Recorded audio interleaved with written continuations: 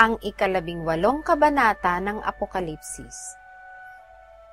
Pagkatapos ng mga bagay na ito ay nakita ko ang ibang anghel na nananaog mula sa langit na may dakilang kapamahalaan at ang lupa ay naliwanagan ng kaniyang kaluwalhatian. At siya'y sumigaw ng malakas na tinig na nagsasabi, "Naguho! Naguho ang dakilang Babilonya at naging tahanan ng mga demonyo at kulungan ng bawat espiritong karumaldumal at kulungan ng bawat karumaldumal at kasuklam-suklam na mga ibon.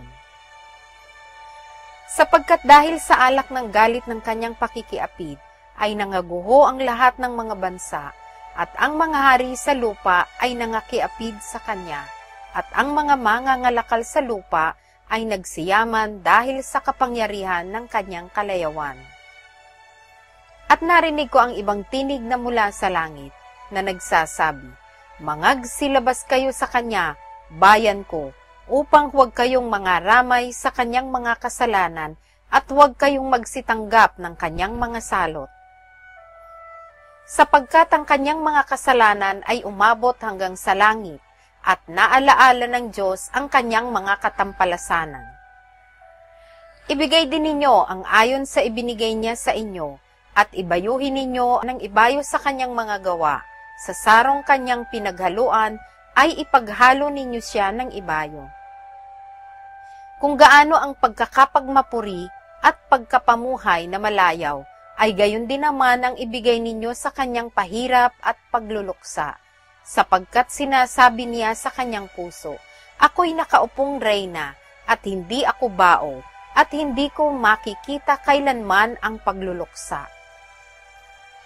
Kaya't darating sa isang araw ang mga salot sa kanya, kamatayan at pagluluksa, at gutom, at siya'y lubos na susunugin sa apoy, sapagkat malakas ang Panginoong Diyos na humatol sa kanya.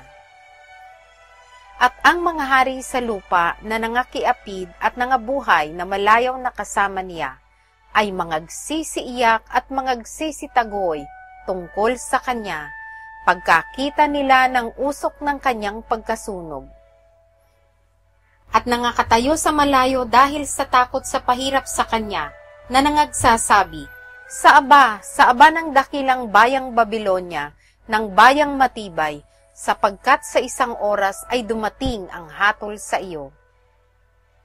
At ang mga mangangalakal sa lupa ay mangagsisiiyak at mangagluluksa tungkol sa kanya, sapagkat wala nang bibili pa ng kaniyang kalakal. Ng kalakal na ginto at pilak, at mahalagang bato, at mga perlas, at mainam na lino, at kayong kulay ube at sutla, at kayong pula, at sari-saring mababangong kahoy, at bawat kasangkapang garing, at bawat kasangkapang mahalagang kahoy, at tanso, at bakal, at marmol, at kanela, at espesyas, at insyenso, at ungguento, at kamangyan, at alak, at langis, at mainam na arina, at trigo, at mga baka, at mga tupa, at kalakal na mga kabayo, at mga karo, at mga alipin, at mga kaluluwa ng mga tao.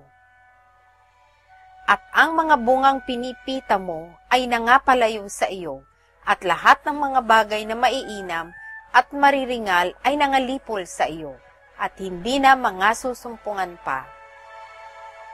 Ang mga mangangalakal ng mga bagay na ito na nangagsiyaman dahil sa kanya, ay mangagsisitayo sa malayo dahil sa takot sa pahirap sa kanya, na nagsisiiyak at nagsisipagluksa. Na nangagsasabi, sa aba niyaong dakilang bayan, siya na nararamta ng mahalagang lino, at ng kayong kulay ube, at pula, at napapalamutian ng ginto, at ng mahalagang bato, at ng perlas.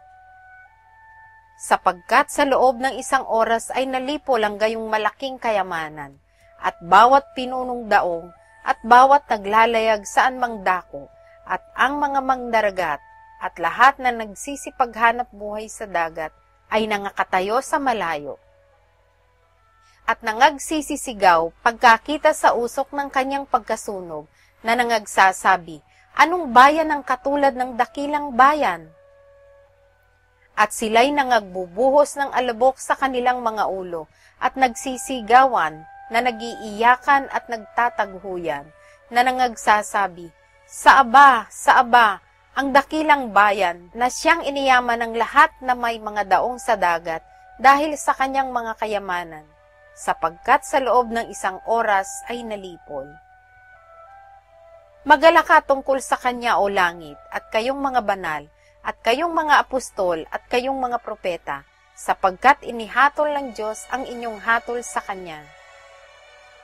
At dinampot ng isang anghel na malakas ang isang bato, na gaya ng isang malaking gilingang bato, at inihagi sa dagat, na sinasabi, gayon sa isang kakilakilabot na pagkahulog, igigiba ang Babilonya, ang dakilang bayan, at hindi na masusumpungan pa. At ang tinig ng mga manunugtog ng alpa, at ng mga musiko, at ng mga manunugtog ng plauta, at ng mga manunugtog ng pakakak, ay hindi na maririnig pa sa iyo. At wala nang manggagawa ng anumang gawa ay masusumpungan pa sa iyo, at ang ugong ng gilingan ay hindi na maririnig pa sa iyo. At ang ilaw ng ilawan ay hindi naliliwanag pa sa iyo, at ang tinig ng kasintahang lalaki at ng kasintahang babae ay hindi na maririnig pa sa iyo, sapagkat ang mga mangangalakal mo ay naging mga pangulo sa lupa, sapagkat dinaya ng iyong panggagaway ang lahat ng mga bansa. At nasumpungan sa kaniya ang dugo ng mga propeta, at ng mga banal, at ng lahat ng mga pinatay sa lupa,